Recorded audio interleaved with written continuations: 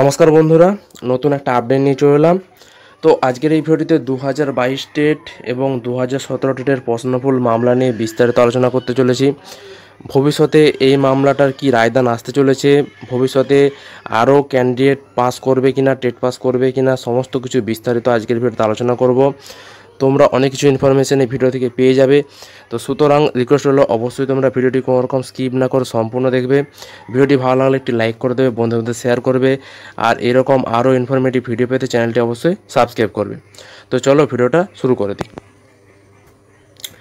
তো বন্ধুরা, 2022 টেট এবং 2017 টেটে পর্ষদের যে প্রশ্ন ভুল হয়েছে সেই প্রশ্নগুলোকে নিয়ে কিন্তু চ্যালেঞ্জ করে প্রার্থীরা কলকাতা হাইকোর্টের দ্বারস্থ হয় এবং কলকাতা হাইকোর্টে সিঙ্গেল বেঞ্চে মামলা দায়ের করা হয়।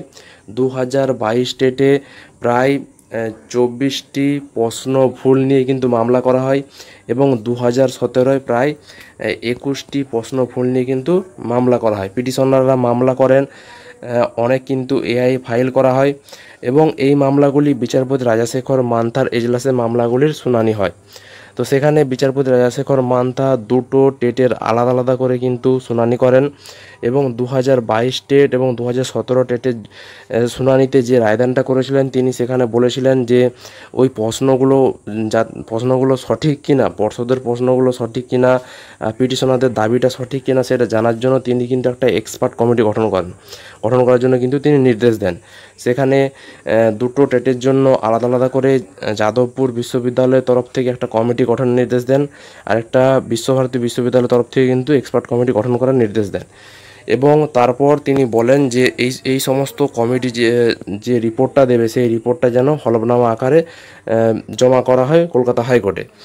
তো এরপর ডেট দেওয়া হয়, কিন্তু সেই ডেটের মধ্যে হলফনামা করে জমা দেওয়া হয়নি। তার পরিবর্তে পর্ষদ এখানে চালাকি করে পর্ষদ কিন্তু ডিভিশন বেঞ্চে দ্বারস্থ হয়ে যায়। বিচারপতি রাজাশেখর মান্থার যে রায়দান সেই রায়দানটাকে আবার ঘুরে চ্যালেঞ্জ করে ডিভিশন বেঞ্চে দ্বারস্থ হয়। সুতরাং এখানে পর্ষদ আর আলাদা করে কিন্তু এখানে পর্ষদ যে এক্সপার্ট কমিটির রায়দান সেটা কিন্তু এখানে আর আদালতে জমা করেনি, তার পরিবর্তে ডিভিশন বেঞ্চে দ্বারস্থ হয়। এবার ডিভিশন বেঞ্চে মামলাটি শুনানি হয়। তো সেখানে ডিভিশন বেঞ্চে শুনানি হওয়ার দরুন বিচারপতি রাজাশেখর মান্থা এই 22 টেট এবং 17 টেটের প্রশ্নভুল মামলা থেকে তিনি সরে যান এবং যেটা কলকাতা হাইকোর্টের ডিভিশন বেঞ্চে মামলাটি শুনানি হয় সেখানে মামলাটার পুরোপুরি শুনানি হয়ে গেছে। সেখানে বিচারপতিরা মামলাটা পুরোপুরি শুনেছেন। এবার ফাইনাল জাজমেন্ট আসার একটা অপেক্ষায় রয়েছে 2017 টেট এবং 2022 টেটের ক্যান্ডিডেটরা।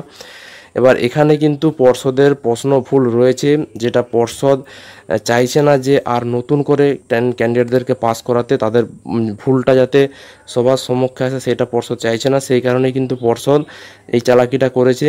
তবে যতদূর যেটা বোঝা যাচ্ছে যে মামলাটা কিন্তু পিটিশনারদের পক্ষেই যাবে, অর্থাৎ আরও কিন্তু টেট পাস ক্যান্ডিডেটের সংখ্যা বাড়তে চলেছে। এবার এখানে যদি ডিভিশন বেঞ্চেও যদি ওই বিচারপতি রাজাশেখর মান্থা রায়দানটাকে যদি বহাল রাখেন, যদি আরও এক্সপার্ট কমিটি গঠন করে প্রশ্নগুলোকে যদি অ্যানালাইসিস করতে বলা হয়, সেক্ষেত্রে কিন্তু পর্ষদের হাতে আরও একটা রাস্তা আছে। পর্ষদ কিন্তু সুপ্রিম কোর্টে দ্বারস্থ হতে পারে। যেমন 2014 টেটের প্রশ্নভুল মামলাটা যেমন সুপ্রিম কোর্টে গিয়েছিল, সেরকম কিন্তু পর্ষদের হাতে আরও একটা রাস্তা খোলা রয়েছে। পর্ষদ চাইলেই কিন্তু সুপ্রিম কোর্টে যেতে পারবে। তো ভবিষ্যতে এই মামলাটা কোন দিকে গড়াতে চলেছে সেটা এখনই বলা সম্ভব নয়। তবে কলকাতা হাইকোর্টের ডিভিশন বেঞ্চে যতদূর সম্ভব জানা গেছে পিটিশনারদের পক্ষে রায়দান আসতে চলেছে। এবার সেই রায়দানের উপর বেস করে কিন্তু পর্ষদ তার পরবর্তী পদক্ষেপ নেবে। পর্ষদ তোমরা ধরে রাখতে পারো এই 2017 এবং 2022 টেট প্রশ্নভুল মামলা নিয়ে কিন্তু সুপ্রিম কোর্টের দ্বারস্থ হতে পারে, তার কিন্তু একটা চরম সম্ভাবনা রয়েছে। তো ভবিষ্যতে কি হয় সেটা এখন দেখার বিষয়। তো এই নিয়ে যদি কোনো আপডেট আসে অবশ্যই ভিডিওর মাধ্যমে তোমাদেরকে পৌঁছে দেবো। তো আজকের ভিডিও ছিল এই পর্যন্তই, ধন্যবাদ।